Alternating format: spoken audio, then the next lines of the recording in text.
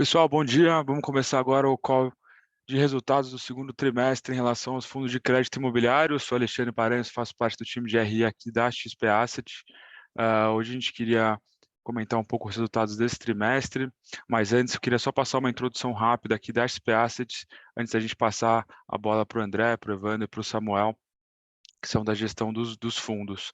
Aqui um pouco da agenda dos calls, está chegando no final da semana de resultados aqui, mas tem mais alguns entre hoje e amanhã. Seguindo na apresentação, falando um pouco da gestora mesmo, a gente tem mais de 150 bilhões de reais sob gestão, 3 milhões e meio de cotistas, dentre 13 estratégias diferentes. É uma equipe de mais de 160 profissionais e 17 anos de história. Seguindo aqui, a gente tem a quebra dessas 13 estratégias em produtos líquidos, alternativos, alocação e passivo. É justamente essa atuação completa que nos faz ser a asset mais completa do Brasil. E aqui um pouco da nossa extensão de atuação no Brasil e offshore, exemplificando a nossa atuação completa em diversos setores e tipos de produtos. Contando um pouco mais sobre os nossos princípios e pilares, a gente tem independência com robustez, alinhamento de longo prazo e inteligência compartilhada. E agora, seguindo para o call de resultados, passo a bola aqui para o time de gestão. Lembrando só que a gente vai responder as perguntas no final e que o call vai ser gravado e disponibilizado no site dos fundos e no nosso canal do YouTube também. Obrigado. Obrigado, Alexandre. Bom dia a todos. Meu nome é Evandro, faço parte aqui da equipe de gestão dos fundos de crédito imobiliário da XP Asset. É um prazer falar aqui hoje com as senhoras e os senhores, falar um pouquinho desse trimestre, como é que foi, os nossos fundos, um pouquinho da nossa cabeça sobre o mercado imobiliário em específico. E a ideia é ficar totalmente aberto aqui, aberta a perguntas e respostas, conforme preferirem, tá? Indo aqui a carta do gestor aqui, acho que foi um trimestre aqui um pouco menos, já um pouco mais de alívio em relação ao que tinha sido o primeiro tri. A gente falou bastante no último call, então, especialmente no mercado de crédito, geralmente é um mercado um pouco mais calmo, né, sem tanta volatilidade. Foi um trimestre bastante atípico. Se iniciou ali com casos de Americanas ali, daquela ponto ali da muito possível fraude contábil. Teve outros casos emblemáticos do varejo, o caso de Light, enfim. E o mercado acabou se fechando bastante ali no mercado de crédito, que é o nosso caso aqui, o fundo de crédito imobiliário. Num cenário macro desafiador, juros altos, as empresas já vinham sofrendo.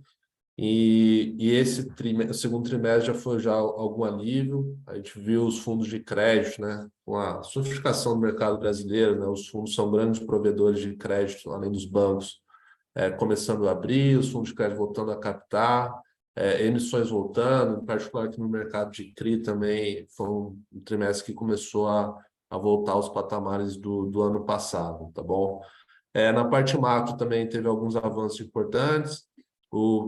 Ainda ali, Ale, por favor, na carta, a gente começou ali o ano, né, troca de governo, sempre aquela volatilidade, o que vai ser, reformas, enfim, a gente teve alguns avanços ali a respeito do arcabouço, reforma tributária, ainda que, né, não se saiba ali alguns pontos da mecânica, como vai ser, alíquotas, enfim, mas é um passo importante ali para a simplificação do modelo tributário brasileiro, né? Na parte ali de Selic, ainda foi um semestre parado, mas já como fato subsequente aqui no início de agosto, acho que todos viram, teve um corte ali até um pouco acima, né, do mercado, e uma sinalização importante, uma redução até um pouco mais rápido do que a gente aqui, o próprio mercado esperava, que é o que a gente sempre fala aqui, que impacta diretamente no mercado imobiliário, né?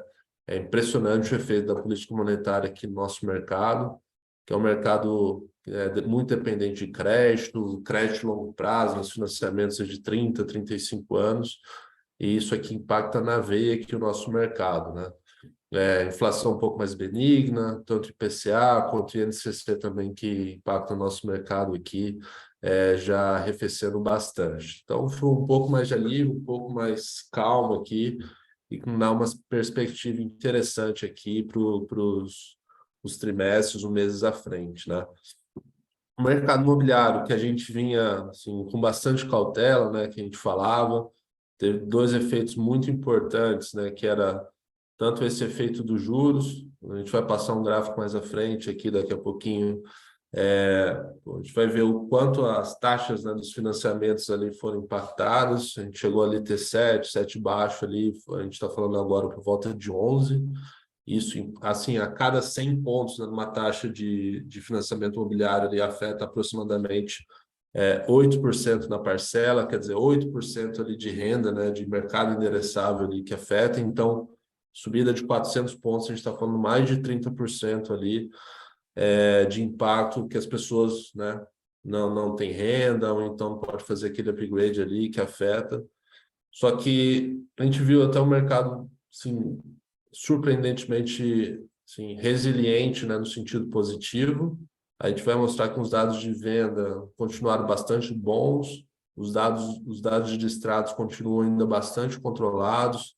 Tinha até alguma dúvida se ia ser um ano parecido ali com 2015, 16, mas os distratos estão bastante controlados, números muito tranquilos, assim, em termos históricos.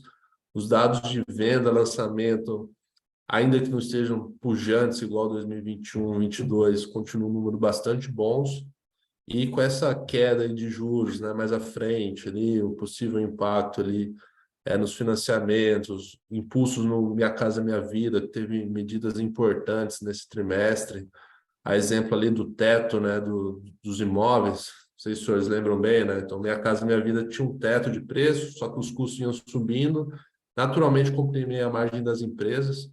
Então, teve um belo avanço aqui desse teto, porque essas empresas podem recuperar margens, lançar mais projetos, enquadrar no Minha Casa Minha Vida ali alguma imóveis de 300, 350 mil, que não era possível antes, né? Então, a gente está cautelosamente mais otimistas. Acho que a gente passou por um período ali de maior cautela bastante bem e que nos dá um otimismo aí cauteloso mais à frente, no nosso mercado específico aqui no Minha Casa Minha Vida, né? A gente vai acompanhar bastante, né, o financiamento imobiliário não é necessariamente a Selic impacta imediatamente, é mais uma curva longa. Essa curva longa de juros esse ano fechou uns 200 pontos. Então, naturalmente, a gente vê aí um espaço para essa taxa de financiamentos aí sair desse 11 para um 9, 9,5 aí e dar um belo impulso aqui ao nosso mercado, né? Em outros setores aqui também foi um semestre de crédito ainda a gente ficou bastante atento, a gente citou até o caso do varejo. Aqui os fundos imobiliários naturalmente são muito expostos ao setor de varejo, questão de galpões logísticos, renda urbana, né? Supermercados, lojas, farmácias, enfim, galpões logísticos de last mile, foi, né, bastante impulsionados por questão da pandemia. Então, é um setor que a gente é bastante exposto, está olhando com bastante cuidado ali, monitoramento constante. Ali no setor de varejo, a gente está cuidando bastante, e que a gente sempre falou, né? O impacto ali dos juros, uma empresa ali 3, 4 vezes alavancada, ou esse choque de 10% de Selic que a gente teve, 11%, 30, 40% da geração de caixa da empresa foi só pagamento de juros, tá? A gente teve também a conclusão, que eu acho que até nem está aqui, ali da consolidação da marca Habitat aqui na XP Asset, embora a gente já esteja na gestão ali há mais de um ano.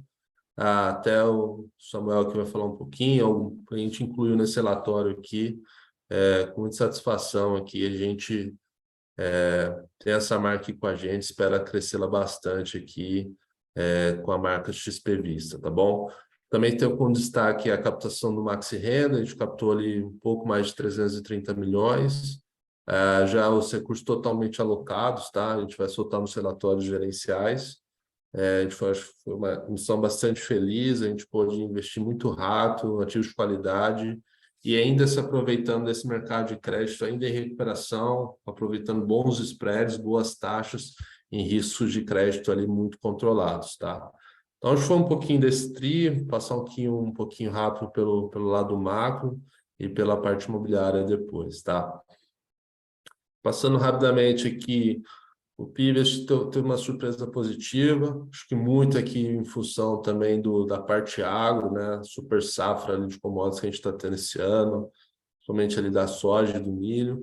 Então surpreendeu bastante o mercado no início falava ali algo como 1 e baixo, as perspectivas já estão acima de 2%, muito ali na linha ali do agro e tem uma bela perspectiva aí com reforma tributária, simplificação da economia e queda de juros que a gente pode ver mais à frente, né? A Selic ali teve uma surpresa também, até surpreendeu boa parte do mercado, um corte acima do esperado, mas até uma sinalização ali de um corte mais rápido. Então, até as peças já imagina ali o final desse ano por volta do 11,5, o ano que vem chegar ali por volta dos 9, um pouquinho para cima, um pouquinho para baixo, que, como a gente já falou, que impacta diretamente o nosso mercado imobiliário. Também a gente vê né, nessa queda de Selic, pode ter uma realocação grande do portfólio do mercado, pessoas voltando para os ativos reais, investimentos alternativos. A gente viu já até fundos de tijolo, né, uma bela recuperação também aqui. O fundo lá, por exemplo, fundo de logística, o mercado captando acima de 1,5 bi, certamente está gerando lastro aqui para as operações de crédito também. Pô, também nos dá um belo ânimo aí essa questão da Selic e o impacto no nosso mercado, tá? Seguindo o próximo, por favor. Tem mais alguns dados da produção, expectativa, razoavelmente flat ali, esperança melhor no mercado. Esses dados estão até um pouco melhores já com o fato subsequente, nessa linha de tributária, Selic, mas expectativa também, de novo, é um ponto muito importante do nosso mercado. O mercado imobiliário é um ciclo longo, né? Prospectar terreno, aprovação, 3, 4 anos de obra. Às vezes o mutuário final, né? Entrar num financiamento de 30, 35, 40 anos, exige ele ter confiança, que não vai perder o emprego, que ele vai manter renda. Então, assim, expectativa e confiança é um componente super importante também aqui no nosso mercado, né? Seguindo, por favor. Eu acho só mais um dado de inflação, emprego, inflação também surpreendeu bastante ali. Tivemos um mês de deflação. Até ontem a gente teve a questão dos combustíveis, vamos acompanhar como vai ser mais à frente. Mas a inflação tem se mantido até mais confortável ali do que a gente imaginava, o câmbio ali, o dólar fechou bastante, né? Então, isso é um componente importante aqui. A gente vai acompanhar. A inflação da construção também vem num ritmo ali bem mais tranquilo, que depois daquele impacto brutal que a gente teve dos preços dos insumos ali, em 21, um pedaço de 22. Agora, passando um pouquinho mais para o mercado imobiliário, só alguns dados, né, para corroborar a nossa visão. Que a gente sempre fala, né, o mercado acho que continua assim, num ritmo muito forte, não no ritmo de 21 ali que a gente via, né, com a Selic a 12, as taxas muito baixas, mas em termos históricos muito bom, muito saudáveis. Aqui tem os dados de VSO, que é basicamente né, o que vende em relação ao estoque, aos lançamentos ainda num nível bastante bom em termos históricos, dados de venda, se senhores olharem ali muito próximos ali de 21, 22, ainda num ritmo muito forte. Lançamento, algumas empresas seguraram um pouco mais esse ano, né? Que tinha toda a incerteza, juros no mercado. Algumas empresas mais alavancadas, né? Trabalhando muito a venda de estoque, por exemplo, o Elber, né? Que a gente tem uma exposição relevante aqui, várias campanhas para vender o estoque, desalavancar a companhia, ela é muito indexada ao CDI, né? CDI muito alto. A gente viu muito desse trabalho nesse trimestre, pessoal segurando um pouco mais lançamento, mas nos últimos dias, semanas, até está falando com, né, muitas incorporadoras, muitas têm começado a voltar. Teve a questão também do plano diretor aqui, né, na cidade de São Paulo, que vai poder, né, mais terrenos, né, maior potencial construtivo. Até algumas empresas estão a gente reprotocolando ali alguns projetos, né, em vista do maior potencial. A gente está vendo aí uma expectativa de lançamentos bons aí para esse segundo semestre e para o ano que vem. Tá? O mercado, realmente, a gente tem visto alguns sinais bons. E, por último, esse do gráfico direito acima, é o que a gente sempre fala, né? O efeito da política monetária nos financiamentos. Então, a gente viu um pico aí, viu um leve arrefecimento aí de 11,5 para 11,37. A gente tem expectativa aí com essa queda da Selic. Também quando a Selic cai, naturalmente tem uma alocação relativa maior um pouco em poupança, né? O macro um pouco melhor, a inflação mais baixa, que é a composição da poupança, grosso modo, é a captação dela, né? Porque ela é um funding mais barato, aquela, né, o TR mais 6. Mas se ela capta menos, os bancos têm que compor mais esse funding com LCI, CDBs, enfim, LIGs, que ainda está num Selic mais alto. Então, poupança captando um pouco mais, juros caindo, a gente vê um espaço aí, igual a gente falou, a curva pré fechou 200 pontos, para essa aí também fechar 150, 200 pontos, que aumenta aí 16, 20% da renda endereçável aí, que é uma população de milhões de famílias aí, que podem vir ao mercado imobiliário, fazer um upgrade aí das suas unidades, tá? Seguindo o próximo, por favor.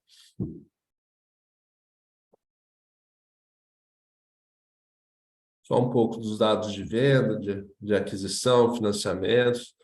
Então, de novo, a gente vê um certo arrefecimento em relação ao mercado muito forte que a gente via, mas o que a gente sempre fala, o mercado está muito mais com cara de 18, 19, com um mercado bastante bom, do que o mercado mais deprimido, ali, época de recessão muito grande, 2015, 16, mas ainda no nível ali muito, muito, muito bom aqui de venda aqui, tá bom? Seguindo, por favor. Aqui é só um dado que a gente coloca de extrato, ele não está mais atualizado, a gente não tinha, mas é o que a gente sempre fala, né? Que a gente não vê um cenário muito, muito catastrófico em questão de distratos. A lei de distratos foi realmente seminal no nosso setor. A pessoa deixa ali metade do que ela já pagou, e os imóveis, como, né, regra geral, subiram bastante de preço. Então, o que a gente tem visto de distrato realmente, assim, em grosso modo, as pessoas que de alguma forma perderam renda, ficaram desempregados, ou o banco ali restringiu o financiamento dela, mas a gente não vê aquele cenário ali que a gente via em 15, 16, que muita gente estava preocupada ali, que poderia ser ali no final do ano passado, começo desse ano, né? Também nos dá um bastante otimismo ali em relação ao crédito ali das empresas, tá? Acho que por último aqui, só no mercado de CRI, o mercado assim, tem voltado, foi um semestre um pouco mais, na linha que a gente falou no início, do mercado de crédito corporativo um pouco mais parado, aversão ao risco, casos de Americanas, enfim. A gente tem visto aos poucos as emissões voltando, pô, certamente está uma perspectiva aí muito, muito interessante mais à frente, pô, que nos dá um bastante otimismo aqui com a nossa franquia, pode crescer com qualidade e alocações aqui ainda no nível muito interessante em termos históricos, tá? A gente tem feito alocações de PCA mais 8, 9, em caras AAA, AA, assim, coisa impensável aqui há 2, 3 anos atrás. Então, foi um momento bem interessante aqui de alocação, igual a gente citou até na captação do Maxi Renda, que a gente vai falar mais à frente, tá? Eu acho que isso foi um pouquinho aqui só o que a gente viu um pouco mais macro do mercado.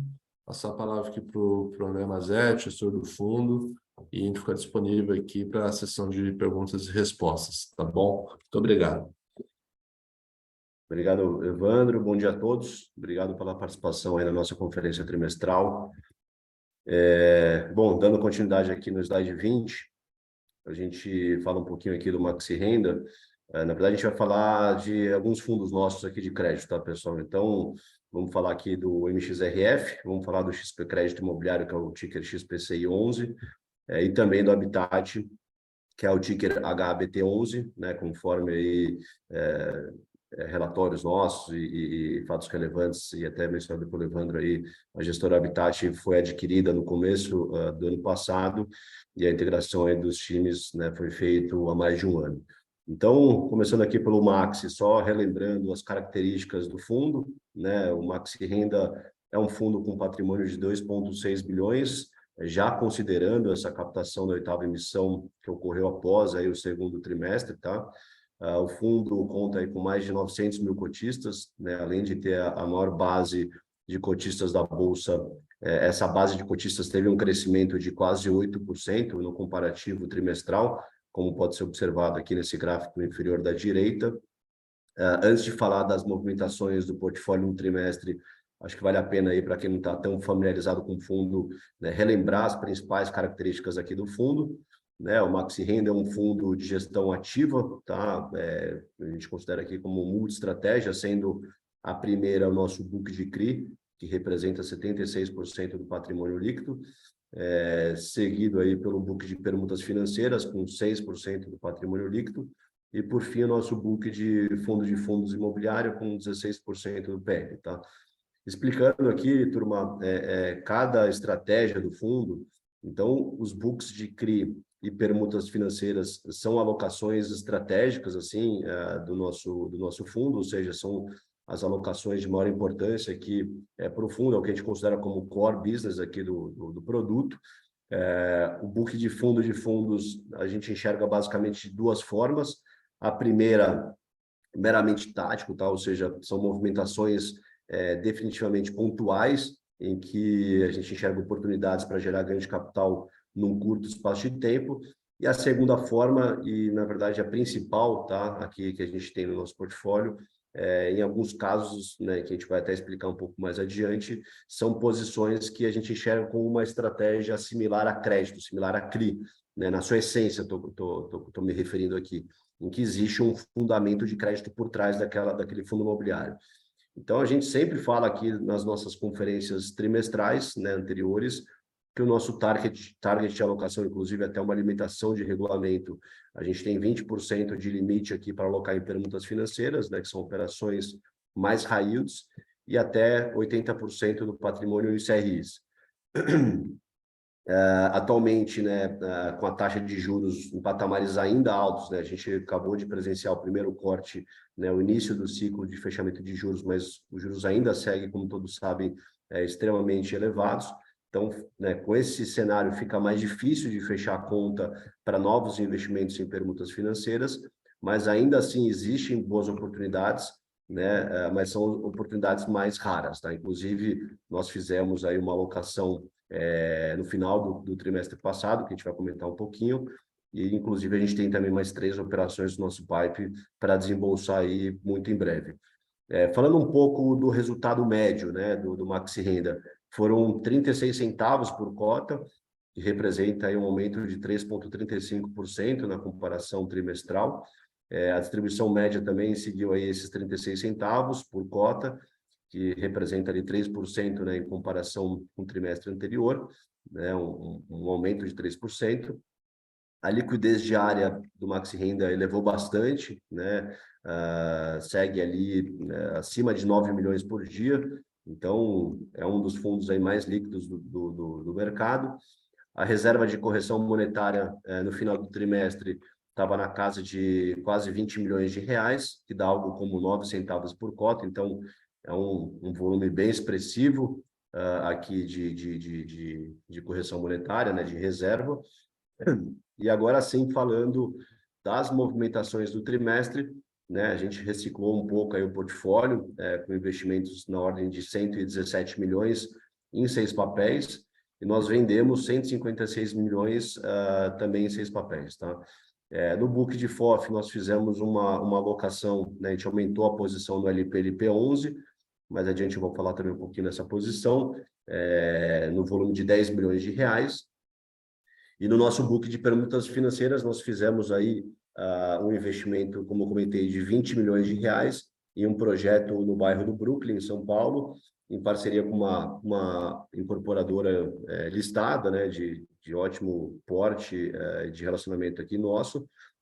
Tivemos também a redução de capital de 7 projetos, totalizando 5 milhões de reais, e nós desinvestimos o projeto Moema, que gerou um ganho de capital de quase 8 milhões de reais. O fundo terminou ali o trimestre com uma alavancagem, na nossa visão, extremamente baixa, na ordem de 80 milhões, que isso dá ali algo em torno de 3% do patrimônio líquido. Só ressaltando que a gente sempre busca aqui casar essa alavancagem com o indexador do ativo. Então, vale a pena também reforçar que essa transação ela gera valor, dado que o ativo adquirido ela tem uma taxa bem superior ao custo da operação, e a gente tem ali os indexadores casados, o que mitiga qualquer tipo de risco para o fundo. Indo para o próximo slide. Aqui a gente tem, né, como a gente sempre costuma mencionar aqui como é que se fala, nos semestres anteriores, a gente tem aqui um fluxo de caixa em que a gente consegue ver os próximos 12 meses a quebra por indexador, por rúbrica, né, juros, correção monetária e amortização. Então, como vocês podem observar, a gente tem, principalmente no mês de dezembro e no mês de junho de 24, grandes volumes ali em amortização. Então, aqui é uma ótima oportunidade, além da gente fazer a nossa gestão ativa, que é o que a gente faz bastante, vender papel no secundário para reinvestir o caixa, inclusive em taxas melhores, a gente tem aqui o fluxo ordinário das operações, né, tendo aí essas amortizações, que é o que a gente enxerga nesse azul mais claro. Então, obviamente, turma, como a gente tem uma gestão muito ativa no mercado secundário, né, a gente compra e vende muito papel, naturalmente essa foto acaba sendo alterada, né, porque eventualmente a gente pode vender um papel que compõe ali, por exemplo, né, aquele grande fluxo de amortização que tem lá em dezembro de 23, então naturalmente isso acaba saindo aqui dessa foto. Partindo para o próximo slide.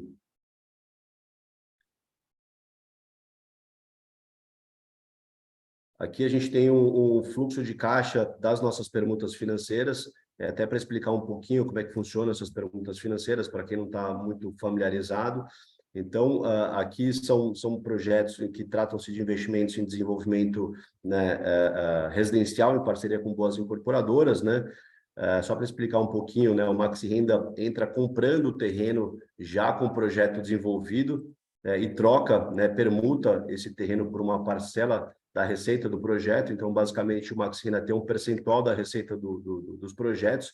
O que eu costumo dizer é como se fosse um imposto, né, sobre as receitas, independente do resultado do projeto em si. Então, o Maxi Renda tem os principais riscos do setor, né, mitigados, como custo de obra, reclamações de mutuários e trabalhistas, embargos de obras, atrasos, etc. Então, são projetos apenas em São Paulo, tá? E aí, explicando um pouco aqui essa linha do tempo, né?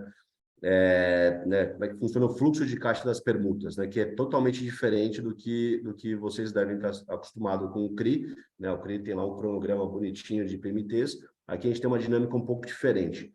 Então, só dando um disclaimer aqui, esse é só um exemplo, tá, de projeto. Naturalmente, cada projeto tem a sua dinâmica de recebimento, mas boa parte da indústria de projetos verticais, sobretudo nesse tipo de projeto que a gente investe, posso dizer que tem uma dinâmica muito similar do que eu vou explicar aqui. Então, como vocês podem ver aqui, a gente tem essa linha do tempo, né, em que da esquerda para a direita a gente tem alguns marcos, né, como lançamento, né, depois de 6 meses, em média, ocorre o início das obras.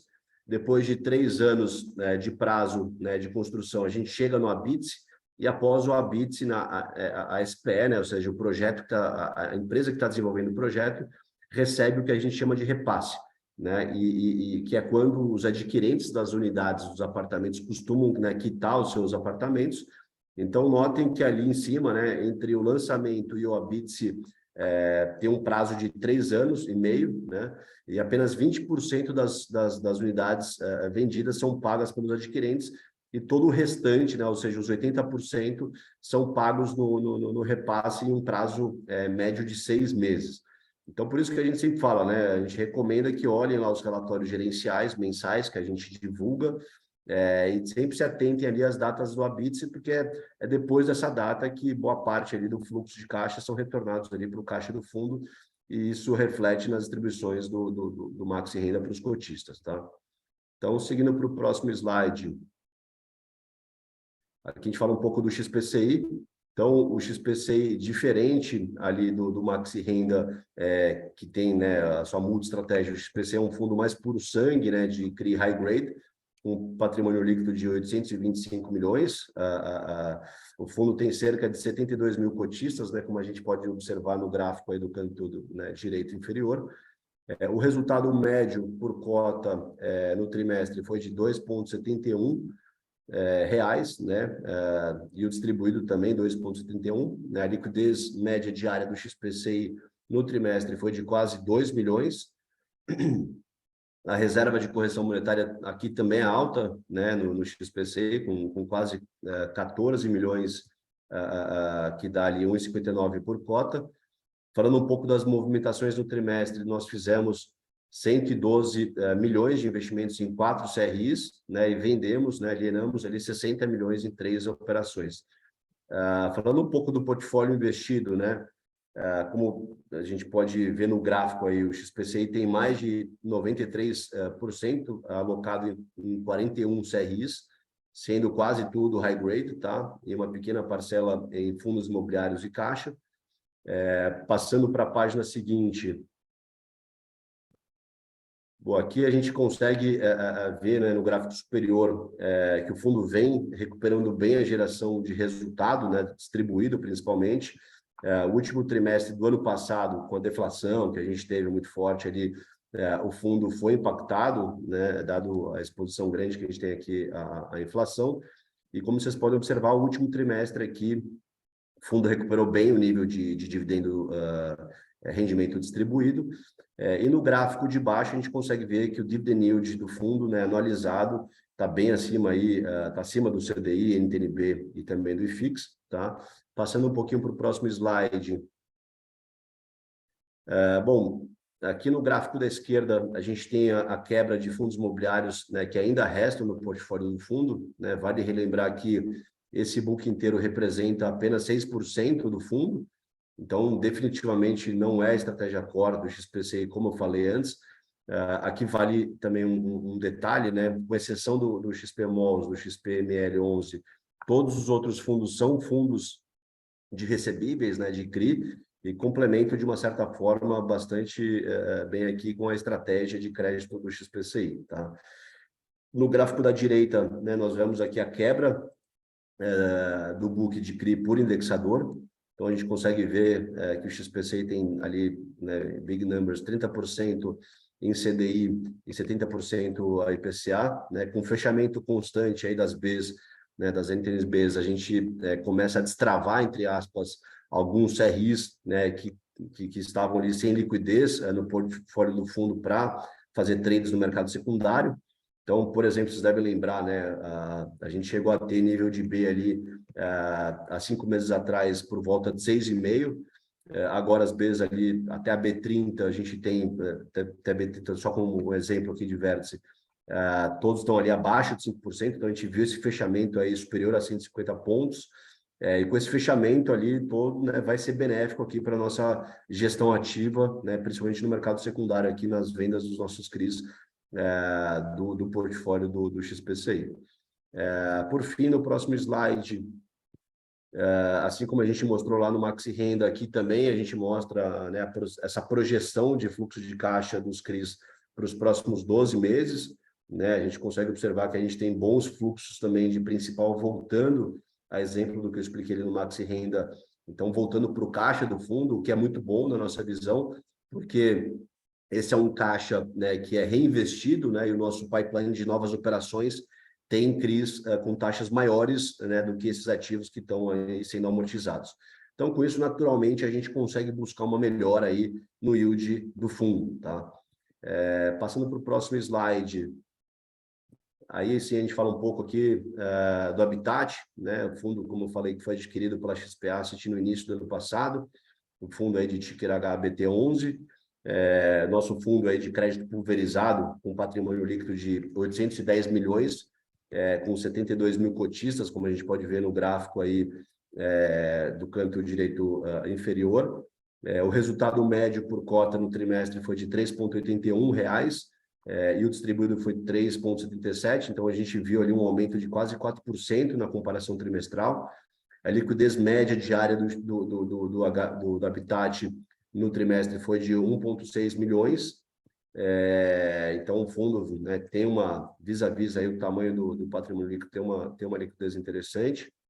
A reserva de correção monetária aqui, diferente lá do SPCI, não é tão alta, porque pela dinâmica aqui dos papéis a gente já vai tendo ali amortização constante por meio dos cash sweeps, então a gente vai tendo lá naturalmente também né, o repasse dessa inflação toda aqui, diferente dos CRIs high grades, vão acumulando ao longo do tempo com as carências que tem ali na dinâmica do papel, então aqui naturalmente a gente tem uma concentração, não é concentração a palavra, tem uma reserva maior aqui de correção monetária.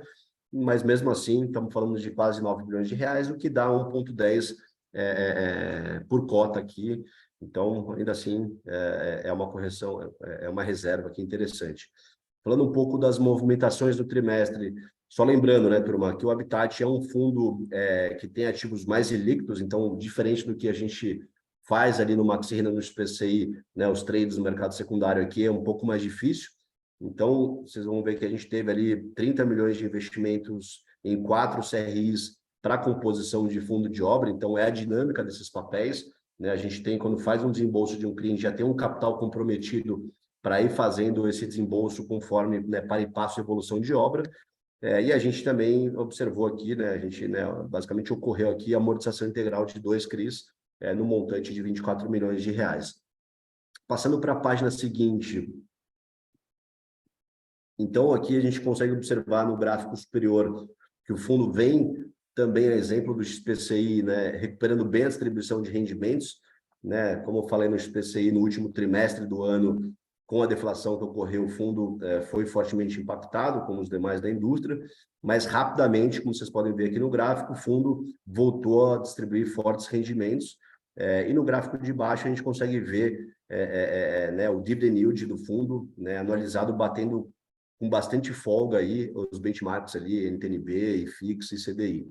Então, é um fundo que realmente vem distribuindo com bastante consistência um ótimo rendimento aí para os investidores.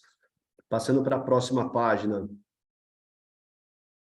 aqui, aqui no gráfico da esquerda, né, a gente tem aqui a quebra por fundos imobiliários, né, a gente tem o portfólio do fundo, vale lembrar, né, que esse book inteiro representa menos de 7%, né, do fundo, então, né, definitivamente também não é estratégia core do Habitat esse book aqui de FOF, mas são fundos de papel, né, e fundos que financiam obra, né, que compõem aí esses 7%.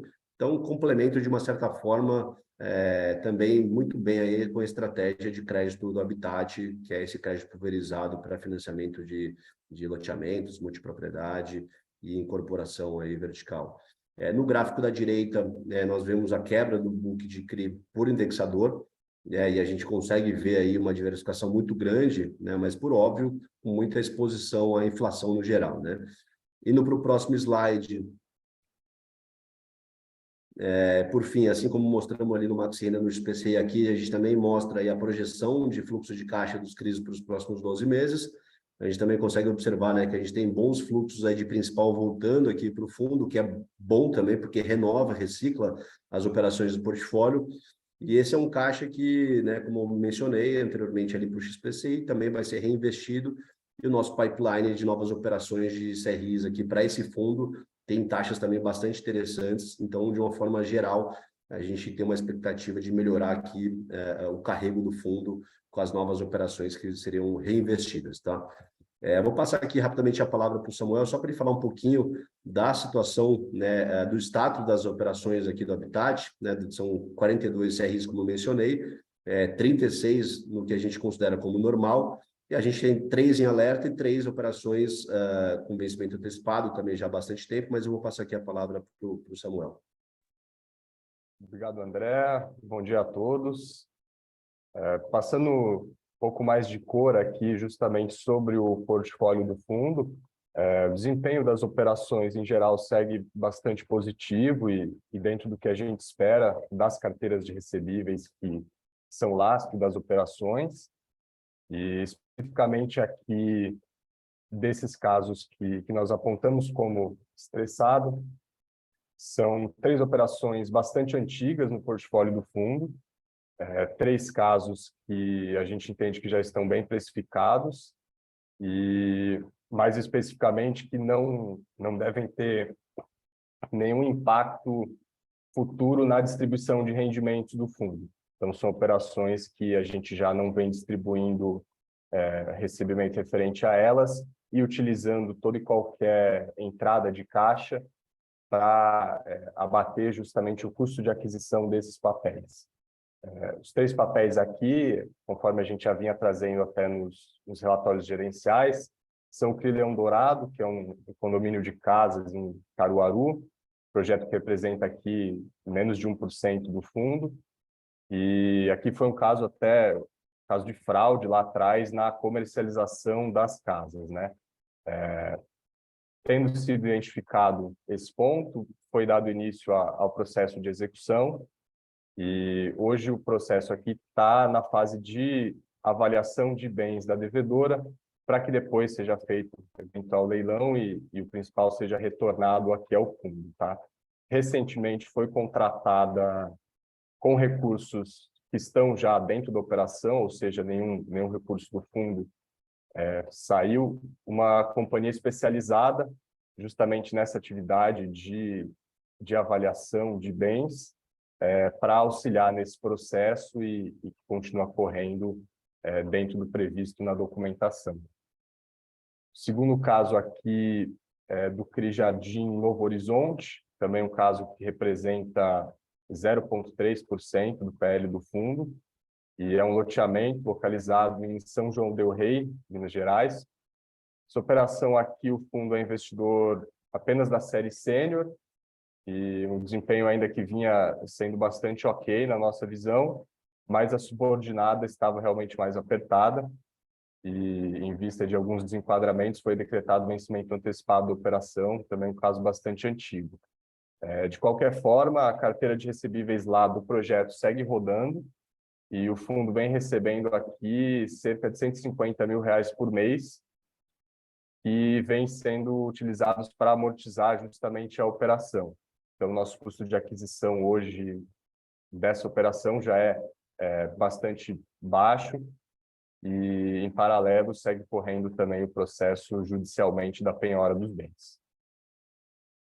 Complementando aqui com o último caso também, do CRI Natural Ville, esse caso que representa 0,10% do patrimônio do fundo, e é uma incorporação horizontal que fica em Parnamirim, projeto aqui entregue, tá? Os dois projetos ali entregues também, mas que não via apresentando um desempenho particularmente satisfatório da carteira, um projeto que estava com um adensamento um pouco abaixo do que a gente gostaria de ver.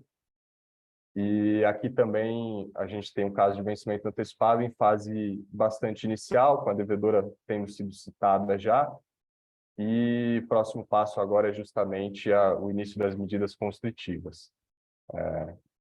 A gente vem mantendo contato dentro do possível com as devedoras e acompanhando todo o andamento desses casos, tá? Com isso, acredito que encerramos aqui, até antes, rapidamente só passando os casos em alerta aqui também, são casos de operações que ainda estão saudáveis, pagando de acordo com seus eventos ordinários no portfólio, mas que a gente está um pouco mais em cima aqui, conforme a gente costuma divulgar bastante nos relatórios também, quanto ao andamento aqui, a continuidade das carteiras e do andamento das obras também, tá? Com isso, concluímos a apresentação. Passo a palavra para o Alexandre para a gente seguir com o Q&A. Obrigado. Obrigado, Samuel. Por enquanto, a gente tem uma pergunta só, mas reforço, pessoal, que vocês podem mandar as perguntas aqui no Q&A, que a gente vai responder tudo agora com o time de gestão. Primeira pergunta que chegou é do Leon. Em quais setores vocês estão vendo o maior risco nesse momento de mercado? Obrigado pela pergunta aí, Leon. Vou, enfim, tentar responder aqui. Uma pergunta um pouco mais ampla, né? A gente, dentro do nosso portfólio aqui, a gente, tanto nos books de high grade quanto no high yield, né? Ou seja, no crédito pulverizado, a gente não gosta de usar muito essa palavra, esse jargão de high yield, mas no crédito pulverizado, a gente acredita que, tendo ali uma estrutura de operação muito bem montada, muito bem estruturada, com boas gorduras, a gente consegue mitigar bastante o risco, mas eu acho que o risco gira muito em torno, principalmente desses juros muito altos. Eu acho que tem empresas ali que talvez não consigam gerar caixa suficiente para pagar talvez o serviço de dívida ou pagar os juros aí da alavancagem. Então, o cuidado, o receio que a gente sempre tenta buscar aqui do nosso lado ao analisar uma operação nova, ver se a companhia consegue gerar caixa suficiente para poder fazer frente a essa alavancagem, porque realmente esse juros alto acaba né, espremendo muito a margem da economia real, das empresas da economia real. Então, quando a gente vê empresas com uma estrutura de capital um pouco mais sensível, um pouco mais frágil, eu acho que esse é um business que é um pouco mais, de reforço, não é nossa linha de atuação, mas acho que é um mercado um pouco mais difícil. A gente também tem olhado com um pouco mais de cuidado o business de incorporação, né? Acho que o Evandro explicou um pouquinho aqui no início da nossa apresentação. Basicamente, existem 3 pilares que são fundamentais para fazer com que o business de incorporação ele tenha ali né, uma vida saudável. Basicamente, a gente viu desde o início da pandemia os custos subindo bastante, né, o custo de construção, ou seja, os insumos ali, cobre, metal, concreto, enfim, tudo isso subindo bastante, ou seja, o custo de construção elevou bastante. O preço de terreno para você adquirir um terreno para poder desenvolver um projeto, ele também segue muito caro. Não vou falar que subiu só na pandemia, mas pré-pandemia já era um preço muito caro e isso teve mais uma forte andada depois do início da pandemia. E terceiro, esse juros alto acaba atrapalhando bastante ali as vendas como um todo. Então, são 3 fatores, 3 pilares que acabam ali espremendo bastante a margem do incorporador. Então, é um momento de cautela, é um momento, claro que a gente acabou de presenciar o primeiro corte de juros e primeiro de alguns ciclos, né, de algumas reuniões do Copom que devem acontecer mais cortes, e a gente passa a ter ali talvez uma Selic terminal ali na casa dos 9% ou até 8%, algumas casas falando. Aí a gente começa a ter um ambiente um pouco mais aliviante ali para o mercado, mas ainda assim de cautela, né? Porque esse corte de juros ele tem um delay até impactar a economia real. Então, acho que de uma forma geral, respondendo aqui a pergunta, é importante ter muita cautela em todos os segmentos aqui dentro do imobiliário, porque esse juros alto, por muito tempo, acabou, claro, controlou bem a inflação, fez ali o seu papel, mas acabou também afetando muito a economia real. Legal, obrigado, Mazete. Tem mais 2 perguntas aqui. Só lembrando que a gente precisa finalizar o call até às 10. A pergunta do João aqui: planejam a aquisição de gestoras ou fundos no curto prazo? Caso sim, qual a característica dos ativos que procuram?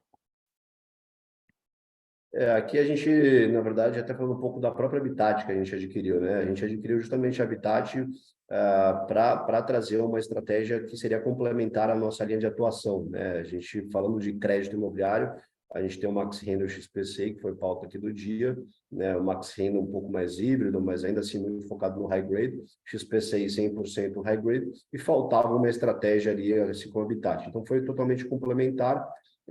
Agora, falando de novas aquisições, a gente, a princípio, não tem nada aqui no pipe, não. O Vanderlei perguntou aqui como a gestão do MXRF vê a aquisição do SPVJ pelo HGRU. Manterão a participação? Olha, a gente vê esse movimento com bons olhos, né? Vai trazer bastante valor aqui para o portfólio do Maxi Renda, porque no final do dia o SPVJ né, vai acabar virando ali, né, posição no HGRU, que é um fundo flagship com uma baita liquidez, e as condições em que a gente vai ter no final do dia essa troca, né? Resumindo muito aqui toda a operação, ela vai ser benéfica aqui, vai gerar valor para o Maxi Renda. E como o Maxi Renda, como nossa gestão aqui tem uma cabeça muito de gestão ativa, naturalmente, tendo ali a oportunidade para gerar ganho de capital, né, trazer valor para o investidor, é o que a gente vai fazer.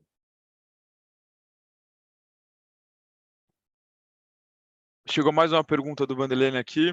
Dos novos CRIs adquiridos pelo MXRF, como foi feita a alocação e qual o percentual dos indexadores alocados? André, se quiser eu mando essa. Vanderlei, obrigado pela pergunta. Assim, grosso modo, a gente alocou um pouco mais em IPCA, porque a gente via ali, tinha até uma cabeça no fechamento mais rápido do mercado. E a gente via aquele primeiro semestre, né? Às vezes, igual o André falou, bateu 6,5, até um pouco mais. E a precificação do ativo de crédito é uma livre de risco, né? Uma NTNB, uma pré mais um spread. Então, os dois estavam muito esticados, o AAA 300, 350 de spread. Então, a gente achou que era uma boa hora de fechar alguns mandatos em ativos mais em PCA, né? O pessoal ainda estava correndo um pouco nesse CDI, uma meia deflação no curto prazo, mas pensando no médio e longo prazo, a gente fechou bons mandatos, IPCA mais 9, 9,5, 10, tá?